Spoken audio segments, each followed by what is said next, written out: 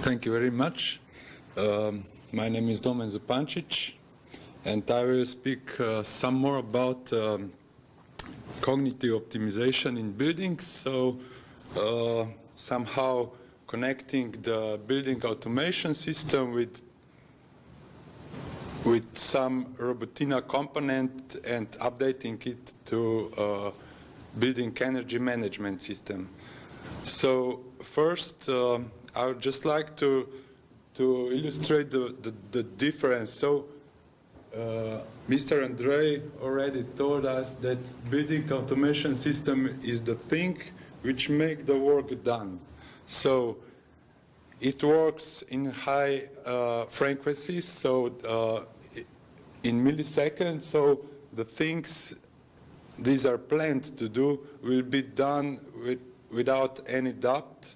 So the point is to take care for heating, for ventilation, air conditioning things, for lightings.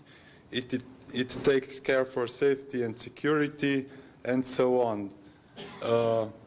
One good thing of building automation system is to integrate the solar power plant, to integrate batteries, to integrate heat pumps, and so on. So somehow to connect all these systems on the low level, so that we don't care about the communication stuff, about some other things, but then we can focus on the content of the management system.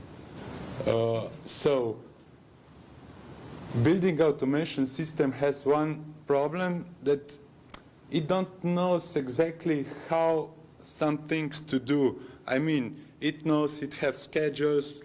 Let's do heating. Let's have some set points for heating. Let's have some set points for cooling. Let's switch on lights when we come in the room, and so on. But sometimes it is a bit difficult if we have some more complex system with batteries and with grid fluctuating, with some energy prices, which already Hubert told you about. So we can think about the dynamic pricing in the future, and therefore we are introducing the IoT linker to connect this building automation system in the cloud, which is our notation as cognitive optimization system, so that this energy management system can take various different requests from user, from grid, from our components installed to make smart and, of course, some optimal decisions which we would like to achieve with this system, with that system. So building energy management system is the one who determines that so what instructions we were mentioned before. But how to do this? Would we like to save energy and be somehow efficient, or we would like to increase comfort, experience, or well-being at our home? Would we like to do some trading with energy, so buy at lower price and sell for higher price, which was already mentioned before? And if we know that we have some heat pump with water storage tank, if we have, of course, batteries, or just a water boiler already, Dusan explained you how we could also do some energy shifting. I mean, shifting the buying energy from grid, as that we heat our boiler a bit earlier on the lower price and just consume it later when the price for electric is higher. However, our cognitive optimization system do integrate some various concepts especially we are focused on energy efficiency, on smart grids,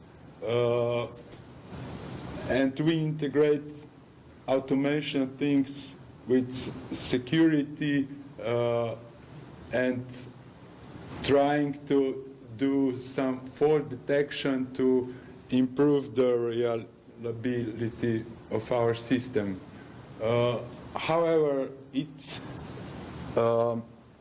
enables some new business models which can be invented by the consumers themselves and share this. And of course the final ambient assistant living, so monitoring user, how it behaves and trying to serve him to feel comfortable, and maybe also because of the knowledge of his behavior, also we can do some optimization of energy consumption.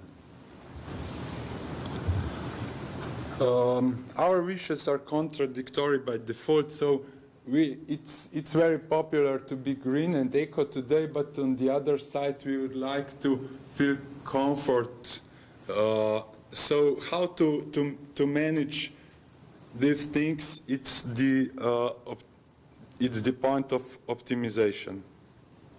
I'll give you two brief examples how we cope with that. One example will be in the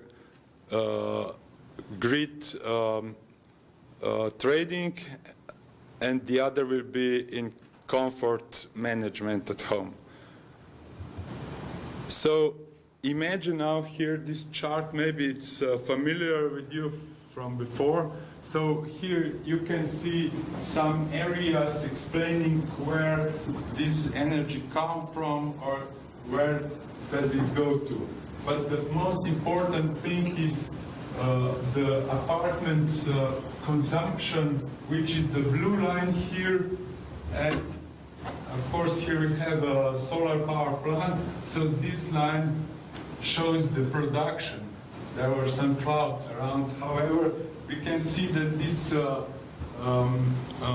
is quite fluctuating thing. So very important here is to have some battery so it can make a buffer to not expose these fluctuations to the grid. However, that was the yesterday. How will be today? We are now at some moment, so what would we like to do? Would we like to sell energy for low price? Would we like to rather store energy and maybe sell later for, so a lot of questions. Should we charge batteries? Should we charge electric vehicle? Will we need it? Will we need heating? So that's actually the question for management. Which action is optimal for my budget, for my environment, and for my comfort? So we should have, firstly, question what will happen in the future. So the first part of the energy management is the prediction. What will happen in the future? Because if we can do some more or less accurate predictions, we can do more or less good plans after. So first, there is measurement. We come to the point when we want to question, shall we buy, shall we sell, shall we charge, discharge, shall we heat the boiler, and so on. So the other part is forecasting, and here is some example. Forecasted energy consumption profile and forecasted energy production profile. When we do this, we have a good baseline to do planning part. So that's the other important part after the forecasting. And we decide, okay, let's charge battery there, we will sell energy, and on the bottom we will consume energy. Maybe this chart is quite intuitive, not so complex, but imagine if we have a lot of components and energy price. Maybe if the price profile would be a bit different, this solution, so this plan would not be relevant. So now I would just briefly jump on the other side, so the comfort and energy management. So I mentioned before that these goals are normally contradictory. More comfort is normally more energy consumption, and vice versa, less comfort is less energy consumption. So we can stay at some normal way, have some schedules, they work, they are quite reflecting our demand. But if we want to increase the comfort, we will have to probably increase the energy consumption. So our quite simple, intuitive, how to say, philosophy is to take care for comfort when it is needed. So for example, if we are at home, let's have better comfort, let's take care that, I don't know, heating will work, that will not save lights and blindly go through home in the darkness. But when we are not at home, let's reduce as possible that consumption. So it can be, it can lead to some saving, but as mentioned before, when we do it all, or for us, the system do for us all, it can together summarize in larger savings. And the other thing is that align setting in order to respect occupants' demand. So it's not necessarily comfortable that we have very warm if we are doing some exercises or if we are working like cooking, but when we are calm, reading the newspaper and drinking coffee, it's maybe better to spend some more energy. So that is our philosophy, and as you can see, so these two ideas we believe that can reduce the consumption for all together. So that's the last slide, and maybe if you have any questions, you are free to ask.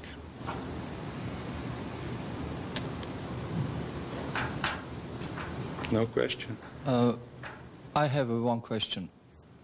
Can you please tell us how artificial intelligence within the platform actually helps the HIMS in a household? What the data which comes from the HIMS actually means for the artificial intelligence, and how the algorithms applied within the platform will actually manage to scale the user base when the scaling begins. Okay, maybe I hope I understand clearly. So for artificial intelligence, really pure artificial intelligence, it's very important that we get some data on which we can do some summaries. So we don't have exact formula.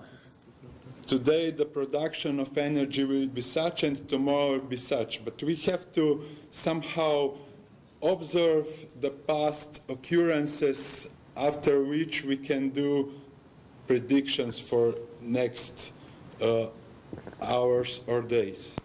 Of course, if we have data, for example, anonymized data from consumers together with integration with consumers operating something in building, we have more information which can be exploited to do some predictions.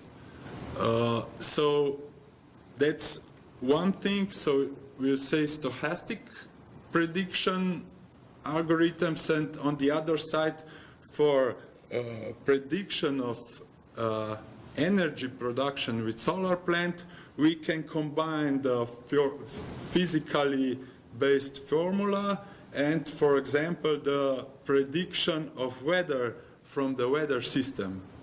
So that's what we use it. For planning, there's a bit different way.